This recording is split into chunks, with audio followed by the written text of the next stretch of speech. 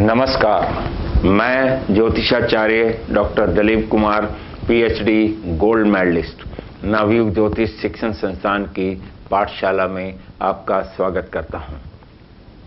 आज मैं आपको 9 ग्रहों में शुक्र ग्रह के बारे में विस्तार से बताऊंगा। 9 ग्रहों में शुक्र एक ऐसा ग्रह है जिसके अशुभ होने पर व्यक्ति का जीवन बेकार हो जाता है।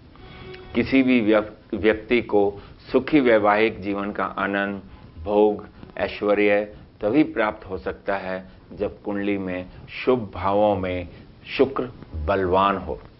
यदि शुक्र निर्बली हो, अस्त हो, नीच हो, त्रिक भावों में स्थित हो या पाप ग्रहों से पीड़ित हो, पाप कतरी हो, तो सब कुछ होते हुए भी किसी प्रकार का भोग, ऐश्वर्य प्राप्त नहीं होता है।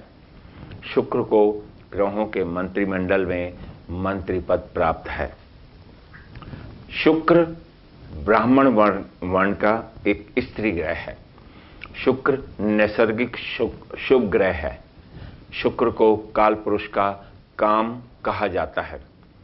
शुक्र आग्नेय यानी कि साउथ ईस्ट दिशा का स्वामी है। यदि शुक्र अस्त हो तो कोई भी शुभ कार्य नहीं किया जाता है। इसे तारा डूबना भी कहते हैं। शुक्र एक राशि में लगभग 25 दिन तक रहता है। सूर्य से युति करता है या 2 भाव आगे तक या 2 भाव पीछे तक ही रहता है। शुक्र विवाह, पत्नी व वीर्य का कारक है। शुक्र राशि ग्रह है। शुक्र जलीय तत्व का ग्रह है। शुक्र विवाह, पत्नी व वीर्य के अतिरिक्त प्रेम, भोग विलास, ऐश्वर्य की सभी वस्तुएं, मकान, वाहन, शैया सुख, परफ्यूम, ज्वेलरी, हीरे जवाहरात, रेशमी वस्त्र, ब्रांडेड आइटम्स, सौंदर्य, अट्रैक्शन, सांसारिक सुख, फिल्म, टीवी, फोटोग्राफी, बड़े बड़े hotels, artificial jewellery, beauty parlour, modelling, silver, white colour इत्यादि का कारक है। शुक्र का रत्न डायमंड है। शुक्र की स्वराशि वृष तथा तुला राशि हैं।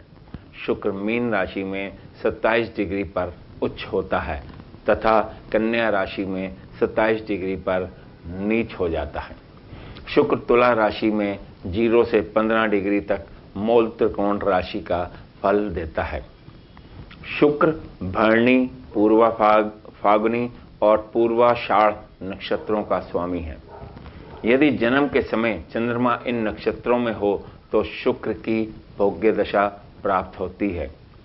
शुक्र की महादशा 20 साल की होती है। शुक्र के मित्र बुध व शनि है तथा सूर्य और चंद्र को शुक्र शत्रु मानता है। मंगल और गुरु को सम मानता है। शुक्र को दैत्यों का गुरु भी कहा जाता है। शुक्र जन्मकालीन चंद्र से ट्रांजिट करते समय अन्य सभी ग्रहों से अधिक 9 भावों में शुभ फल देता है और केवल 3 भावों में, 6ठे, 7वें और 10वें भाव में ही अशुभ फल देता है। शुक्र जन्मकालीन चंद्रमा से पहले, दूसरे, तीसरे, चौथे, 5वें, 8वें, 9वें, 11वें और 12वें भाव में शुभ फल देता है तथा 6ठे, 7वें और 10वें भाव में ही अशुभ फल देता है। केवल शुक्र ही एक ऐसा ग्रह है जो 12वें भाव में भी शुभ फल देता है, क्योंकि 12वां भाव शैया सुख का भी भाव है। जन्मकालीन चंद्रमा से शुक्र पहले भाव में ट्रांजिट करते समय सभी प्रकार के भोग देता है। व्यक्ति को सुख प्राप्त होता है, धन प्राप्त होता है, जिसके कारण कभी कभी व्यक्ति दुराचारी भी हो जाता है। जन्मकालीन चंद्रमा से पहले भाव में शुक्र शत्रुओं का नाश करता है। विवाह या संतान के जन्म की संभावना बढ़ जाती है। व्यापार में उन्नति होती है, वैभव बढ़ जाता है। जन्मकालीन चंद्रमा से दूसरे भाव में शुक्र का गोचर धन की वृद्धि होती है। मान सम्मान में वृद्धि होती है, शरीर स्वस्थ होता है, स्त्री सुख प्राप्त होता है, कुटुंब में वृद्धि होती है, विद्या में रुचि बढ़ जाती है, संगीत में भी रुचि बढ़ जाती है। तीसरा भाव जन्मकालीन चंद्रमा से तीसरे भाव में शुक्र का गोचर साहस पराक्रम में वृद्धि करता है, शत्रुओं का नाश होता है, मित्रों की संख्या बढ़ जाती है, मान सम्मान में वृद्धि होती है, भाग्य उदय होता है तथा भाई बहनों का सुख बढ़ जाता है, आर्थिक लाभ भी होते हैं तथा धन वृद्धि भी होती है।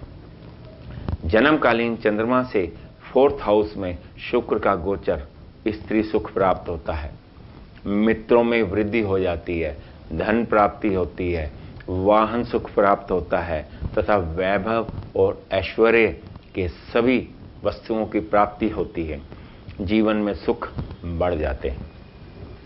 जन्मकालीन चंद्रमा से 5वें भाव में शुक्र का गोचर संतान से मोह बढ़ा देता है, संतान सुख प्राप्त होता है, कुटुंब में परिवार में प्रेम बढ़ जाता है, धन लाभ होता है, नौकरों से भी सुख प्राप्त होता है, मनोरंजन सिनेमा क्लब इत्यादि में समय अधिक बीतता है। जन्मकालीन चंद्रमा से 6ठे भाव में शुक्र का गोचर अशुभ फल देता है, शत्रुओं में वृद्धि हो जाती है, शत्रु हानि पहुंचाते हैं, संतान को कष्ट होता है, परिवार में विवाद बढ़ जाते हैं, स्त्री सुख में कमी आ जाती है, बिजनेस में लॉस होता है, दुर्घटना इत्यादि का योग होता है तथा शारीरिक कष्ट प्राप्त होते हैं। जन्मकालीन चंद्रमा से 7वें भाव में शुक्र का गोचर अशुभ फल देता है, जीवन साथी से मतभेद बढ़ जाते हैं, मान सम्मान में कमी आती है, पति पत्नी या स्पाउस बीमार हो जाते हैं, स्त्रियों के कारण हानि होती है, गुप्त अंगों के रोग भी हो सकते हैं तथा धन हानि होती है। जन्मकालीन चंद्रमा से 8th हाउस में 8वें भाव में शुक्र का गोचर फिर शुभ फल देना शुरू कर देता है, धन वृद्धि होती है, सुख बढ़ जाते हैं, रोग दूर हो जाते हैं, दुखों का नाश होता है, संपत्ति से या वाहन से लाभ होता है, परिवार के सदस्यों से संबंध अच्छे बन जाते हैं, धन लाभ होने के कारण सारे कष्ट दूर हो जाते हैं। 9th हाउस जन्मकालीन चंद्रमा से 9th हाउस में शुक्र का गोचर बहुत अच्छा फल देता है, भाग्य उदय होता है, शरीर स्वस्थ हो जाता है, अच्छे अच्छे कपड़ों की प्राप्ति होती है, ज्वेलरी परचेज करते हैं, सरकार से बॉस से लाभ होता है, भाइयों से संबंध अच्छे हो जाते हैं, मित्रों से लाभ होता है तथा एक्सपेक्टेशन से अधिक धन प्राप्त होता है। जन्मकालीन चंद्रमा से 10th हाउस में 10th भाव में फिर शुक्र का गोचर अशुभ फल देना शुरू कर देता है, शारीरिक कष्ट बढ़ जाते हैं, मानसिक पीड़ा अधिक होती है, बिजनेस में लॉस हो जाता है, नौकरी में कष्ट प्राप्त होते हैं, स्त्री से संबंधों में कमी आ जाती है, सरकार की ओर से परेशानी हो जाती है तथा धन की हानि होती है, शत्रुओं की संख्या बढ़ जाती है।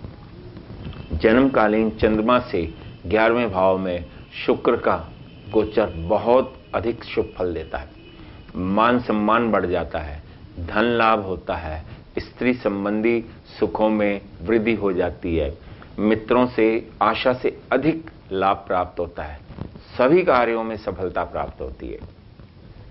जन्मकालीन चंद्रमा से 12वें भाव में केवल एक शुक्र ही ऐसा ग्रह है जो शुभ फल देता है, जातक को धन लाभ भी होता है, मित्रों की संख्या में वृद्धि हो जाती है, वस्त्रों का कपड़ों का सुख अधिक मिलता है तथा शैया सुख में वृद्धि हो जाती है।